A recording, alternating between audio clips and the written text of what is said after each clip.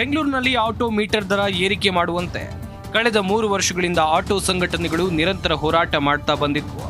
ಇದೀಗ ವಿಷಯವನ್ನ ಗಂಭೀರವಾಗಿ ಪರಿಗಣಿಸಿರುವ ಜಿಲ್ಲಾಡಳಿತ ಆಟೋ ಚಾಲಕರ ಮನವಿಯನ್ನ ಪುರಸ್ಕರಿಸಿ ಆಟೋ ದರ ಏರಿಕೆ ಮಾಡೋಕೆ ಮನಸ್ಸು ಮಾಡಿದೆ.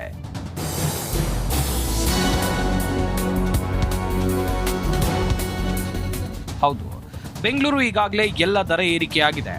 ಆಟೋ ಮೀಟರ್ ದರವನ್ನ ಏರಿಕೆ ಮಾಡುವುದಕ್ಕೆ ಈ ಹಿಂದೆ ಇದ್ದ ಸರ್ಕಾರಕ್ಕೆ ಆಟೋ ಚಾಲಕರ ಸಂಘ ಮನವಿ ಮಾಡುತ್ತಲೇ ಬಂದಿದೆ. ಇದೀಗ ಮಿನಿಮಮ್ 36ರಷ್ಟು ಏರಿಕೆ ಮಾಡೋಕೆ ಸರ್ಕಾರ ಮುಂದಾಗಿದೆ.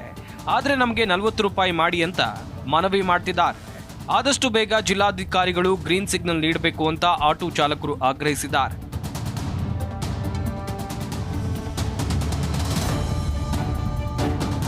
ಇನ್ನು ಸದ್ಯ ಬೆಂಗಳೂರಿನಲ್ಲಿ ಮಿನಿಮಮ್ ಚಾರ್ಜ್ 30 ರೂಪಾಯಿ ಹಾಗೂ ನಂತರ ಪ್ರತಿ ಕಿಲೋಮೀಟರ್ಗೆ 15 ರೂಪಾಯಿ ದರ ಇದೆ.